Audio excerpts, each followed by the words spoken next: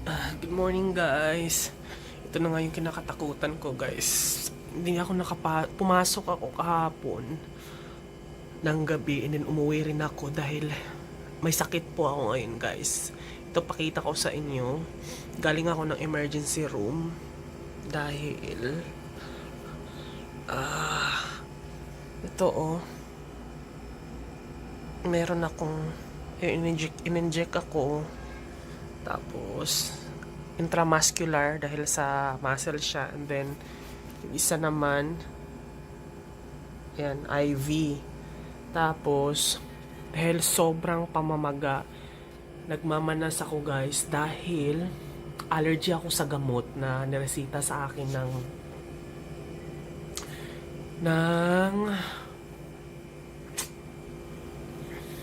aking doktor. Itong mga to, sumugod ako sa emergency room kaninang madaling araw. Galing pa ako ng trabaho dahil sobra yung allergy ko talaga, as in para siyang nag-init yung katawan ko na hindi na ako makahinga, na parang namaga, namanas na hindi ko na magalaw yung kamay ko sa sobrang pamamaga. As in nakaganon na lang siya Tapos, ayun, sumugod ako sa emergency room. Ito ay side effect lang lahat dun sa gamot na nireseta ng doktor ko. So, tatlo kasi yung nireseta ng doktor ko. Kasi bali 1 week na akong halos hirap na dumumi dahil sa constipated ako. So, tapos nagbi-bleed na yung Hernani Mayor ko pag sa sobrang kasi sobra kasing unhealthy ng mga food ko guys. Sobra talaga, as in kahit anong gawin kong hirap pula. Tagal ko lang hindi naggulay at tagal ko lang hindi nagprutas. Gusto ko yung mga kalitsong kawali. Nakita nyo naman sa mga vlog ko na mahilig ako sa mga matatabang pagkain na hirap digest. Dahil yun talaga ang masarap at yun lang din yung available na alam mo, ewan ko lang din, litsong kawali, yun talaga mga so nagbi-bleed siya hanggat sa nagkaroon ako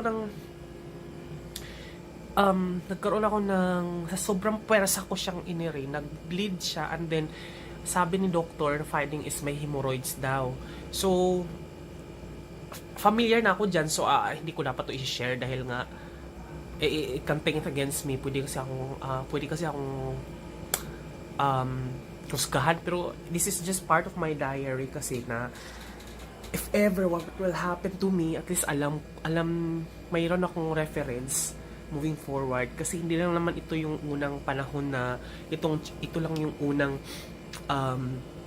unang pagkataon na pinost ko yung medical records ko online. Pero I think hindi ko alam kung ipa-private ko ba to, or kasi sabi ko nga medyo emotional ako. Sabi ko nga in social media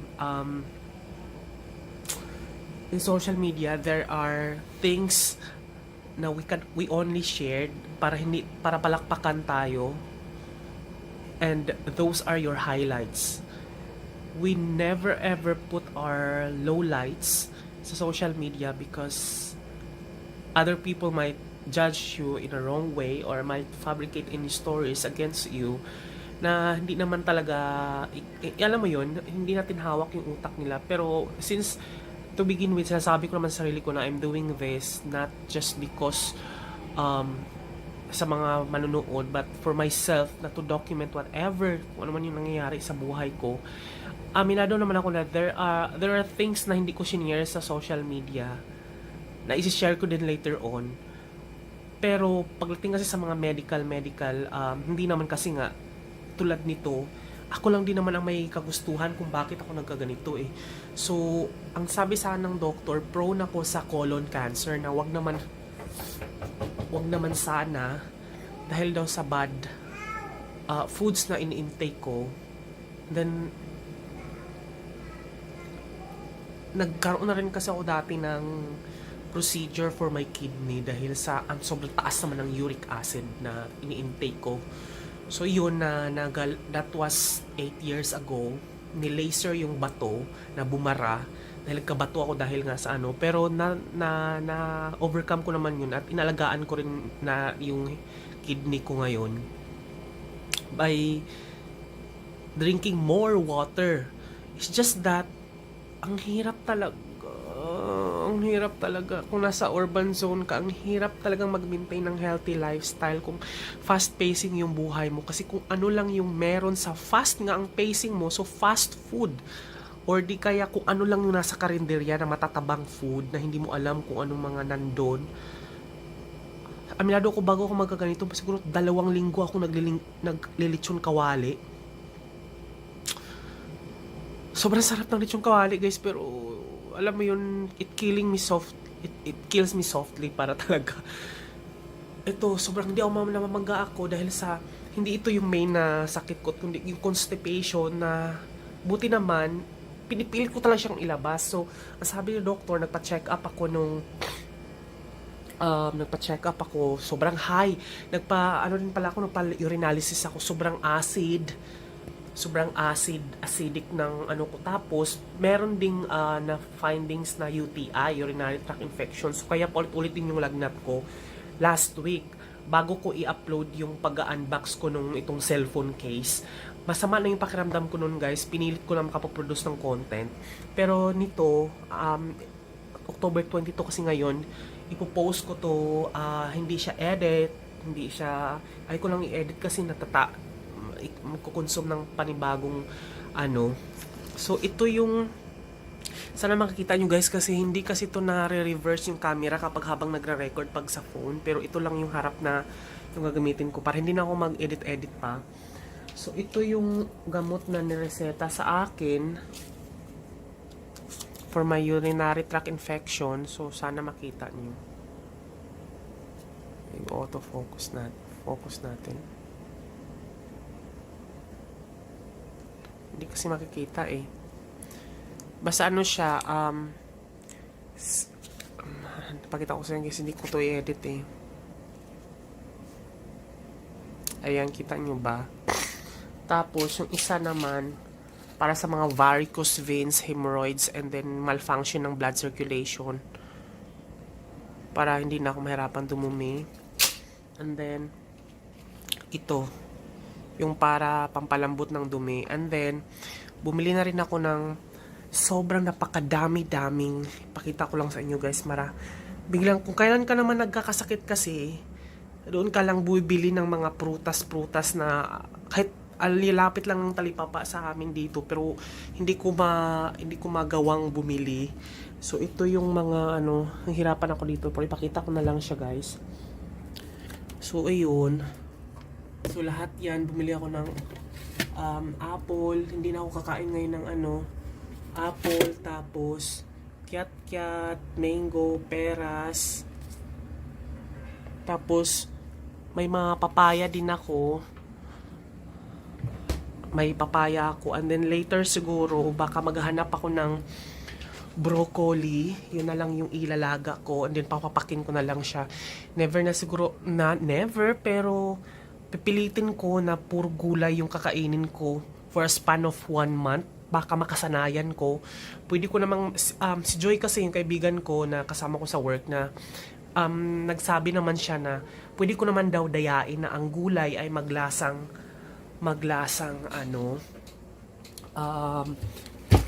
karne. Like for broccoli, pwede ko siyang hiwa-hiwain and then ipreto ko siya, nalalagyan ko siya ng breading, yung parang sa chicken breading para magmukha siyang karne.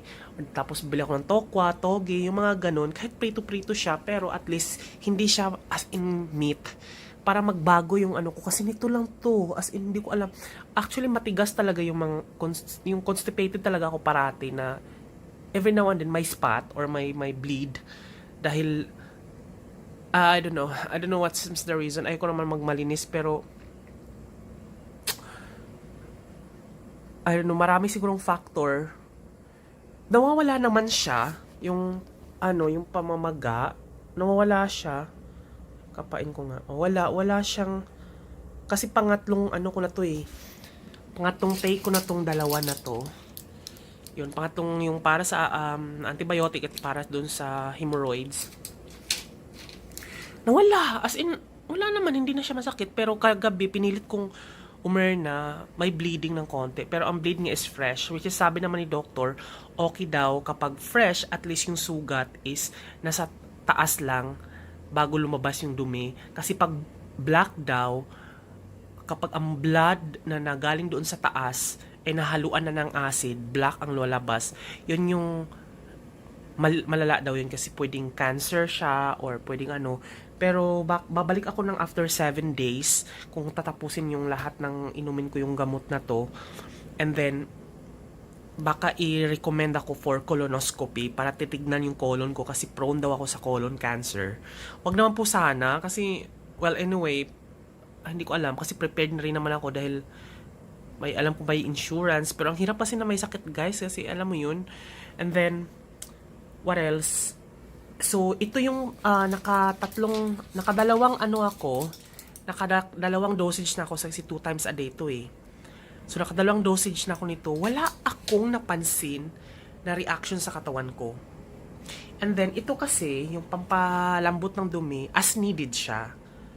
So, kahapon ng 11 a.m., na which is nakapangalawang dosage na ako ditong dalawang gamot na to, sinundutan ko nito kasi sabi kasi ni doktor, gata daw yung iinumin ko para lumambot at magkaroon ng lubrication at lumabas.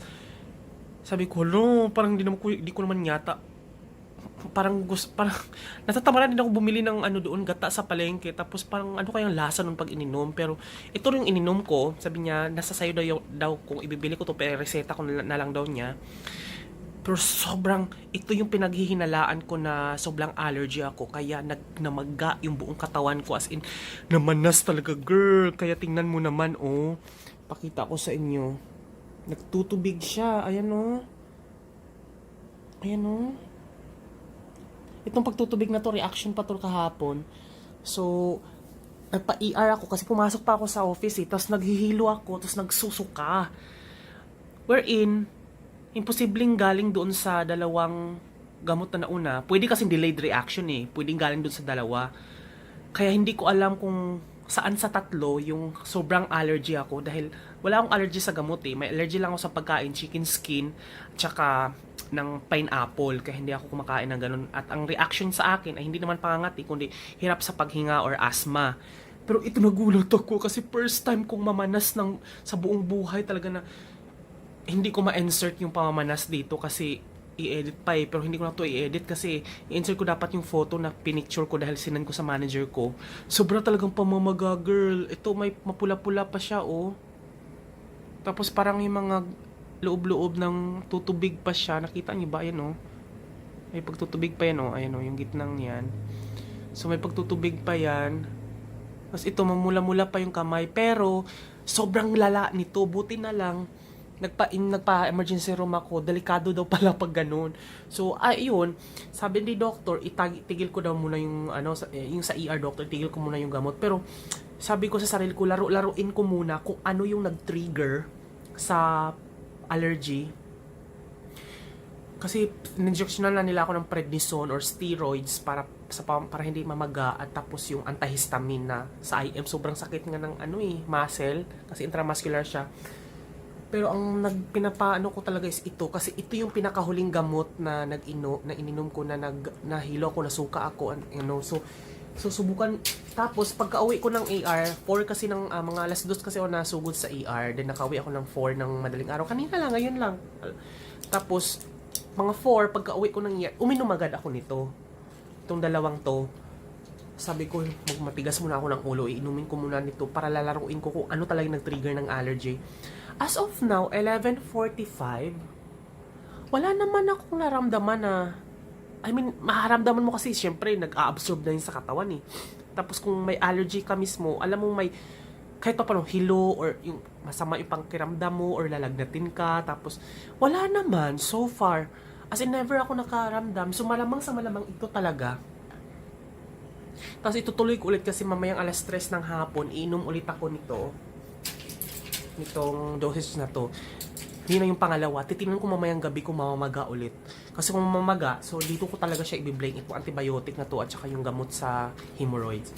Tapos ayoko nang i-try. Ayoko nang laruin, ayoko nang i-test sa sarili ko kasi ang hirap talaga pumunta ng ER na namamaga ka, hindi ka makasulat. Kaya hindi nagpa-send home na ako. Pumasok pa ako sa trabaho actually. Nung hinatid ako ng motor na sundo ko dito, nagtaka siya bakit hindi daw ako nagsasalita sa likod. Yun pala, nahihilo na ako. Sus, buti na lang nagsabi ako na, kuya tabi muna tayo, ganun. Sumuka ako kasi kung hindi baka malaglag ako sa motor dahil nahilo na ako. Tapos, nagtaka siya, sir, kaya bakit hindi ka sumasagot? Ganyan. Tapos ayun, papunta ako ng work nun.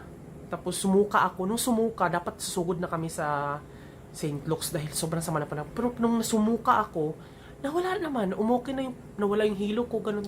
Tapos, sabi ko, wag na tayo, dumiretso na tayo sa work. Nung dumiretso ako sa work, ayun, ang napansin ko yung pamamaga ng kamay ko na sobrang bilis ng progress na within 2 hours, sobrang hindi na ako makapag-type. Tapos yung lumabas na yung pagtutubig, tulad nito. Kita niyo ba yung pagtutubig, guys? Laki ng bukol. Kita nyo ba? Ito mismo, oh. Hawakan ko. Ay, basta ito, oh. Ito. Yan. So, ayaw kong pisain. Baka mahapdi kasi, eh. Grabe, ang init talaga ng katawan ko. Sobra. So, ayun. Sana wag naman, kasi fresh blood naman yung sumasama sa bibig. So, hindi naman siguro siya cancer. Wag naman kasi lalaki ako. Tapos unhealthy foods, unhealthy lifestyle. Tapos 1 month pa rin kasi akong tinatamad mag-gym kasi sumasarap yung pakiramdam ko pag nagbubuhat ako. Tapos 1 month na nagbayad ako ng premium na sa Anytime Fitness sa 2K. Hindi ko nagamit dahil ang sarap humiga, ang sarap manood ng Netflix, ang sarap pag Facebook, ang sarap pag social media, pero hindi na ako nakahabol kahit isang oras or 45 minutes man lang na magpapawis. 1 month, nagsimula to, tapos nahilig ako magpapak ng lechong kawali. Sus, ang hirap. Titingnan mo doon sa mga previous vlog ko, puro mga lechong kawali, mga binibili ko doon pag kumakain ako. Vina-vlog ko naman yun, eh. Hindi ko lang siya ma-insert dito, pati yung picture ng pamamaga ng kamay ko dahil ayaw kong i-edit. Gusto ko yung raw file, yung pakita. Sinishare ko lang to, guys, para at least hindi to para sa inyo or para sa sarili ko, at least madodocument ko kung ano man yung mangyari ko moving forward dahil wag naman sana pag tuloy-tuloy pa rin yung constipation ko or paulit-ulit kahit matapos ko na itong gamot na to kasi 7 days to, eh, twice a day. Yun, i-endorse nila ako for colonoscopy and then titignan nila kung may mga mag-ibabiopsy nila, baka may mga bukol-bukol daw doon sa loob ng colon ko. Magkukuha sila ng sampling, i-examine nila kung benign ba siya or malignant. Malignant matawag. Basta yung parang cancerous ba siya para at least wag naman sanang cancer, no? Kasi ang bata-bata ko pa, 32 pa lang ako, parang kung isipin mo, wow, cancer, parang sa pangmayaman lang yan yung sakit na yun. Parang totoo ba? Parang bilong na ako doon sa alta sa syudad dahil may cancer ako. Parang hindi ko alam kung ikakatuwa ko ba yun or ikakalungkot dahil buti na lang kumuha rin ako ng insurance na sa Pro-Life. Covered naman siya. Malaki naman yung coverage na kinuha ko. Pero sino bang gustong mapakinabangan yung, sino bang gusto mag-claims? Ang hirap kasi matitigil yung pagtatrabaho mo. Hindi pa ako handa. So sana wag naman sana. Pero kung gusto nilang i-colonoscopy at i-examine, i-biopsy nila, okay lang, at least mas maaga, malaman natin kung baka i-chemo ba or radiation. Ang aga ko, nag-overthink na ako agad. Baka hindi naman kasi talaga. Diyos ko, kailangan ibahin ko lang yung lifestyle ko, matutulog na ako, tapos kakain na ako ng mga, Diyos ko, burger. Wag na burger. Hindi na talaga ako mag-burger. Anything that has something to do with meat, kahit parang i-deprive ko naman yung sarili ko nito. Paano ba? Basta, paano ba? Hindi naman pwedeng burger tapos gulay. Yung paano kaya yung... Kasi sobrang, alam mo yun, may mga bagay kasi na kailangan mo rin tikman. Kahit paano, tikman lang, ganun. Pero hindi naman siguro araw-araw. Sa akin kasi, inaraw-araw ko talaga, halos pag umagahan ko, lechong kawali. Kasi dito sa likod, sa amin ng kondo, may karinderya doon na Bisaya nagluluto. Yung lechong kawali nila, parang, ang sarap talaga. Tapos lechon, ay ko talaga. Siguro ngayon ang mga kinakain ko lang nga ito, mga saging, mga prutas. Mamaya gagapang ako magmamalengke ako ng mga gulay and lulutuin ko siya. Pwede ko naman daw i-microwave ron or ilaga. Tapos fresh gulay lang mismo, half cook lang. Yun lang yung kakainin ko. And then sausaw ko na lang siya para magkaroon ng taste. Tapos sa protein ko, hindi na ako kakain ng meat kasi meron naman akong protein. Ayan oh, yung itong protein na to na supplement. Pwedeng din ako kukuha ng protein. Sa carbo ko naman, baka rice pa rin naman kasi good thing naman hindi naman mataas yung sugar ko. Genetically wala naman kaming pamilya na may lahi namin sa high blood tsaka asthma, pero wala kaming lahi na may colon cancer or kidney failure or diabetes, wala kaming ganun. So genetically sana wag naman kasi hindi mo rin kasi alam yung family history ng bonggang-bonggang-bongga eh. Tsaka kahit naman genetically wala kayo nun, pero kung ang environmentally meron kayo dahil sa mga pinapasok sa katawan mo, magkakaroon ka pa rin kung hindi ka talaga inalagaan yung sarili mo. Ayun, sobrang dadal ko na guys, medyo high pa ako. Talagang high pa ako dito sa mga pinag-inject sa akin ng mga gamot. Naantok ako, nanghihina ako. Gusto kong bumalik sa doktor ko doon sa nagreseta nitong gamot na to. Pero aralin ko muna, siguro inom muna ako kasi nakainom na ako ng unang dose, yung pangalawang dose mamaya alas 3, pag mamayang gabi wala pa rin namamaga, so ibig sabihin okay pala yung gamot na reseta except dito na pangpalambot ng dumi. Sugar lang daw to eh, pero parang pangit sa katawan yata sa akin kasi sa mga findings. Yung paa ko, ayan oh, namamaga siya, kita nyo ba, pulang pula. Grabe yung allergy ko talaga. Grabe yung allergy no, parang ito yung mga sakit ko ngayon, parang pang mayayaman, nakakaloka. Yan no, yung mga ganito nagsasaka siguro ako nito kung nagsaka ako nito sa probinsya, hindi naman siguro ako magkaka-allergy, ganun. Parang yung mga magsasaka, magningisda, karpentero, yung mga blue collar job, parang hindi nagkakasakit ang mga ganito. Pero yung mga young professional tuloy na ang sasarap na mga kinakain, nagkakasakit-sakit pa. Ewan ko ba, Ay, ewan ko. Hanggang dito lang muna guys. Thank you so much for watching. Love you, I love you, I love you. Maga pa siya pero natutupi ko na siya.